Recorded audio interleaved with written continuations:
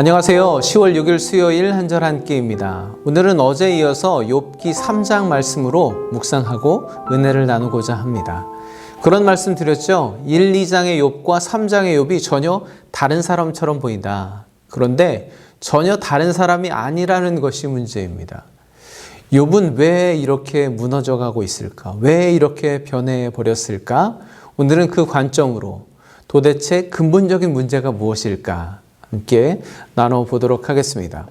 욥은 그동안 큰 재앙을 겪으면서도 하나님을 향해서 불평과 원망의 한마디도 하지 않았습니다. 성경에는 입술로 범죄하지 않았다 그렇게 표현하고 있죠. 오히려 믿음의 확신을 가지고 하나님의 주권과 섭리를 인정하면서 선포하는 모습을 보여주었습니다. 그런데 3장에 들어와서는 돌연 자기 생일을 저주할 만큼 탄식을 연발하는 욥의 모습이 조금은 낯설고 또 한편으로는 실망스러운 건 아니지만 상당히 의외로 느껴졌습니다. 저는 그것이 욥의 믿음이 크고 작은 차원의 문제가 아니라 그만큼 그가 당하는 고통이 크고 또 오래되었다는 것으로 이해하고 그 또한 슬픔과 고통을 느끼는 한 인간일 뿐이라는 것으로 공감해 주어야 한다라고 말씀을 드렸습니다. 네, 오늘도 역시 욥의 처절한 독백이 계속됩니다. 오늘 본문에도 반복되는 말이 있습니다. 어찌하여 라는 말이 여러 번 반복됩니다. 그러면 11절과 12절 말씀을 먼저 보겠습니다. 어찌하여 내가 태에서 죽어나오지 아니하였던가? 어찌하여 내 어머니가 해산할 때 내가 숨지지 아니하였던가? 어찌하여 무릎이 나를 받았던가? 어찌하여 내가 젖을 빨았던가? 어제 욥은 내가 태어나지 않았더라면 좋았을 텐데 자신의 태어난 날과 출생 자체를 저주하며 탄식했습니다. 그러더니 오늘은 출생 자체를 막을 수 없었다면 태어나는 순간에 죽었더라면 좋지 않았을까? 차라리 이 고통은 느끼지 않지 않았을 것인가? 탄식을 계속 내뱉고 있습니다. 그러면서 차라리 고통도 슬픔도 없는 죽음의 세계에 있다면 얼마나 좋을까? 오히려 쉼과 평안이 있고 이 고통에서도 해방할 수 있는 죽음을 사모하는 것처럼 처절한 탄식을 쏟아내고 있습니다. 그러면서 욥이 직접적이진 않지만 하나님께 이런 질문을 합니다. 20절, 23절입니다. 어찌하여 하나님은 고난당하는 자들을 태어나게 하셔서 빛을 보게 하시고 어찌하여 하나님은 길 잃은 사람을 붙잡아 놓으시고 사방으로 그 길을 막으시는가? 극심한 고난 중에 욥이 자신의 처지와 상황을 한탄하면서 하는 마지막 질문은 결국 하나님께로 향합니다. 어찌하여 하나님은 두 번의 질문을 하죠. 왜 하나님은 고난당하는 자에게 어둠 대신 빛을 주시고 마음이 아픈 자에게 죽음 대신 생명을 주시는지 이해할 수 없다는 것입니다. 또한 왜 하나님은 방황하던 사람을 붙들어 안전하게 울타리를 두르시더니 이제는 빠져나갈 길을 사방으로 막아 옴짝달싹 못하게 하시는지 도저히 이해할 수 없다는 것이죠. 무슨 말인가요?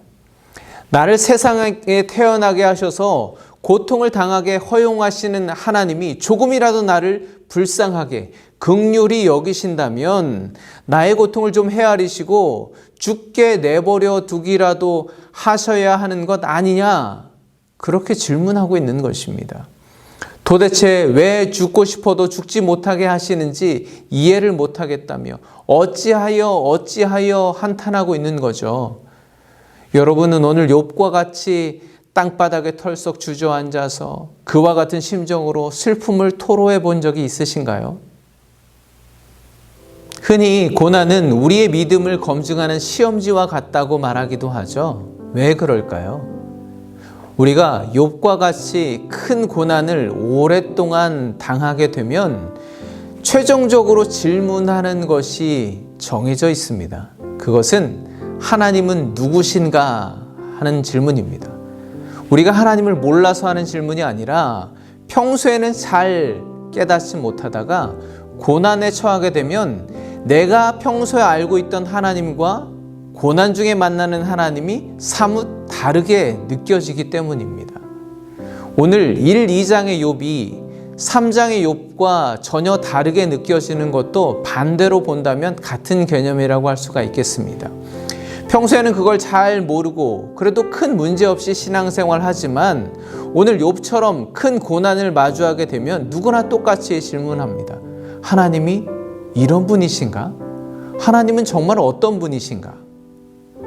내가 형통할 때 알던 하나님, 내가 지금까지 알고 있다고 생각했던 하나님이 고통 가운데서는 너무나도 다른 분, 낯선 분처럼 느껴진다는 것이죠. 바로 그것이 오랜 침묵을 깨고 욥이 토로하고 있는 고통입니다. 댓글로도 몇 분이 말씀하셨듯이 결국 하나님이 정답입니다. 그런데요, 정답을 안다고 해서 우리의 모든 문제가 다 해결되던가요? 그렇지 않습니다. 정답은 이미 정해져 있는데, 정답은 하나님이라고 잘 알고 있는데 삶의 여러 가지로 꼬이고 엉키고 막힌 문제들이, 그 고통의 문제가 하나님만으로 풀리지 않더라는 거예요. 해결되지 않더라는 것이죠. 그런 경우가 솔직히 많이 있지 않습니까? 욥이 지금 당하고 있는 고통의 본질이 바로 그것입니다. 그가 알고 있던 하나님이 이 고통 가운데 전혀 정답처럼 느껴지지 않더라는 것이죠. 욥은 이미 주신 이도 여호와시고 거두신 이도 여호와시다. 복을 주시는 하나님은 재앙도 주실 수 있다. 내 소유도 내 생명도 주님 뜻대로 얼마든지 하실 수 있는 분이다. 이미 하나님이 정답이라는 것을 누구보다 잘 알고 있고 확신 있게 여러 번 선포한 바가 있습니다. 그렇지만 그 정답이 이 크고 오랜 고통의 문제에 해답이 되지 못해서 아파 탄식하고 있는 것입니다.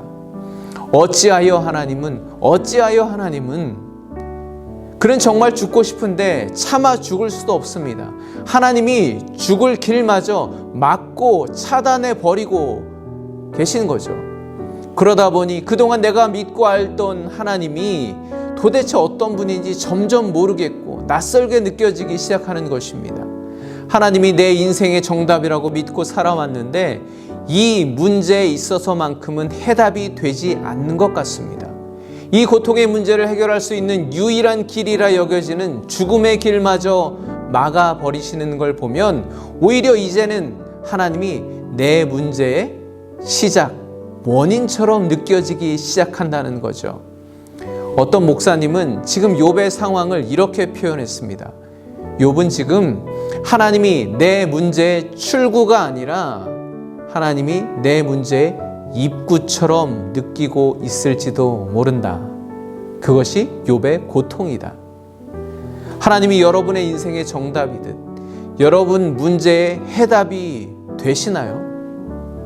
혹시 여러분은 오늘 욥과 같이 어찌하여 하나님은 고통스러운 질문을 하고 있지 않나요?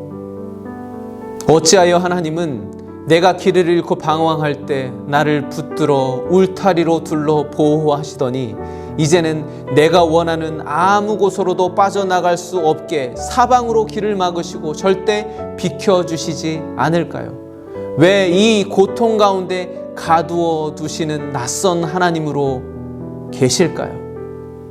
저는 그것이 바로 문제의 해답이라고 묵상을 해보았습니다. 왜냐하면 하나님은 그렇게 나의 고통 속에, 나의 문제 속에 함께 계시기 때문입니다.